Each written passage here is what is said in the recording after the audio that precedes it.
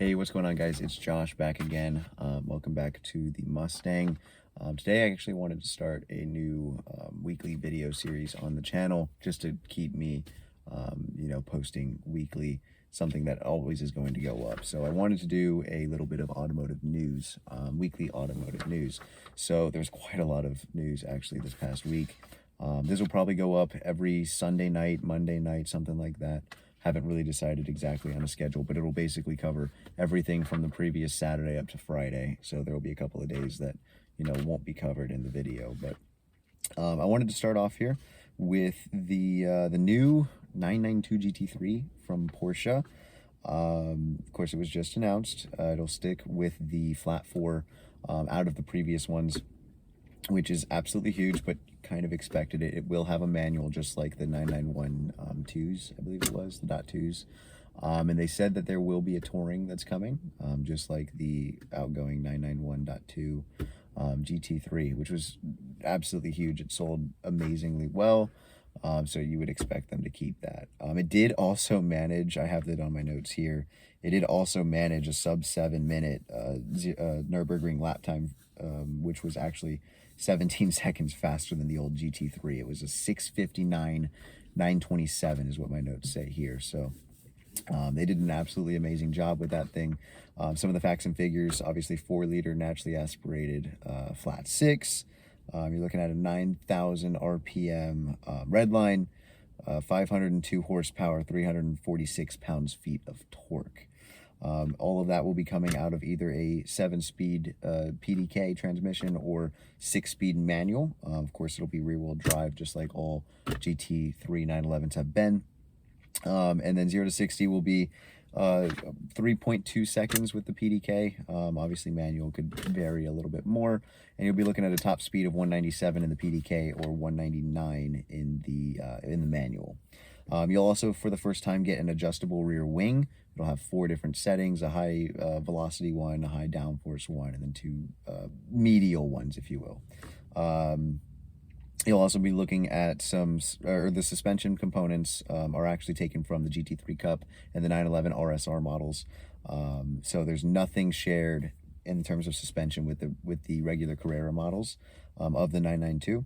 And the PDK has a manual gear shift option that allows you to shift manually without using the paddles, which from what I've seen, it looks like it's going to be kind of finicky. It kind of looks like a proper manual like stick, but not like a slap shift, if that makes sense. So I'm sure many of you guys know what I mean when I say slap shift. You have the stick in the middle that you can slap side to side or forward and back, and it'll shift. It doesn't look like it's going to be like that. It looks like it's going to have an actual like H pattern shifter, but you're not going to be able, you just won't have a clutch.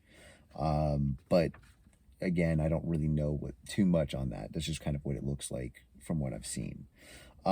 Sport Chrono Pack will also be available, of course. That'll add an analog stopwatch as well as a lap trigger support.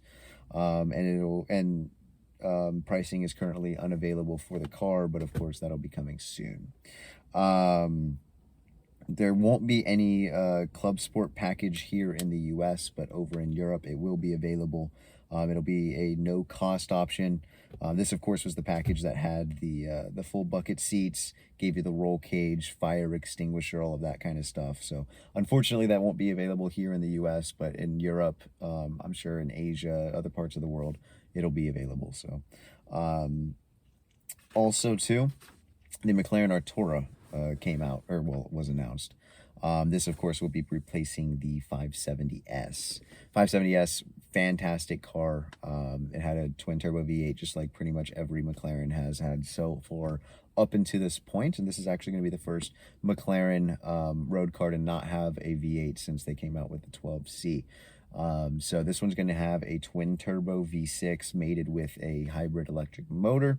So the V6 itself is a 3-liter. It'll have 577 horsepower and 431 pounds-feet, and then the E-motor will have 166 pounds-feet and 94 horsepower. So in total, it'll have 671 horse and 531 pounds-feet.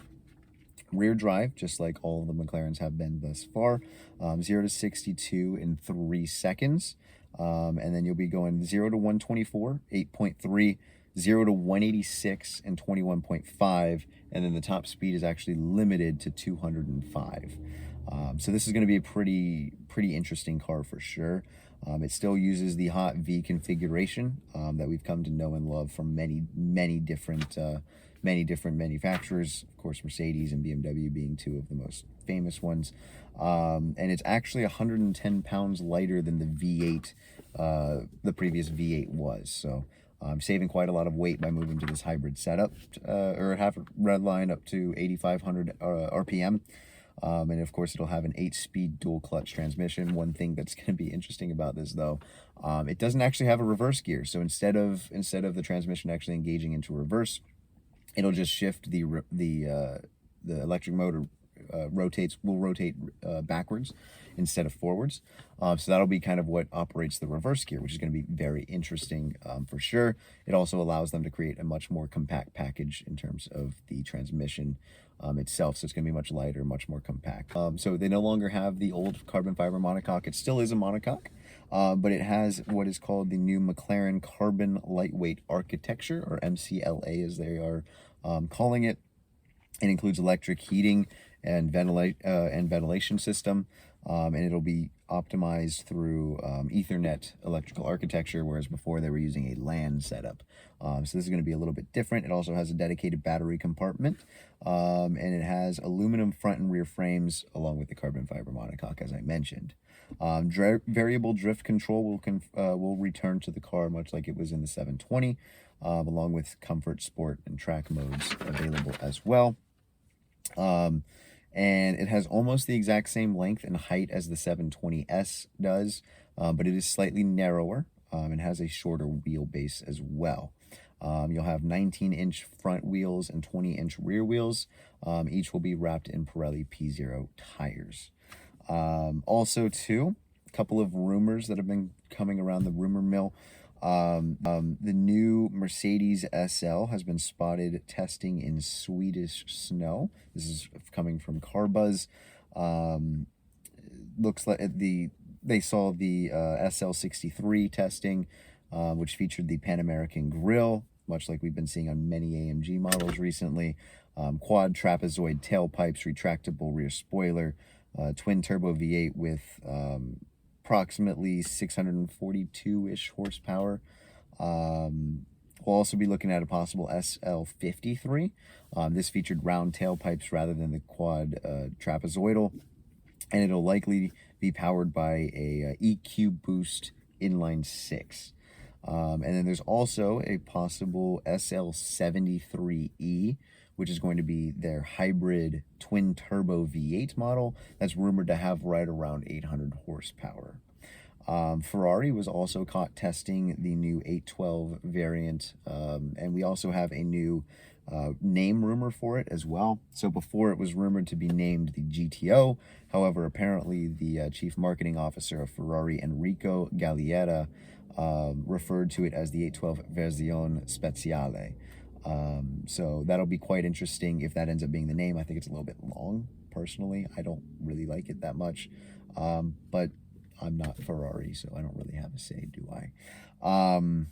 Reported output is expected to increase the V12 from 789 horsepower to 850 with over 9,000 RPM redline.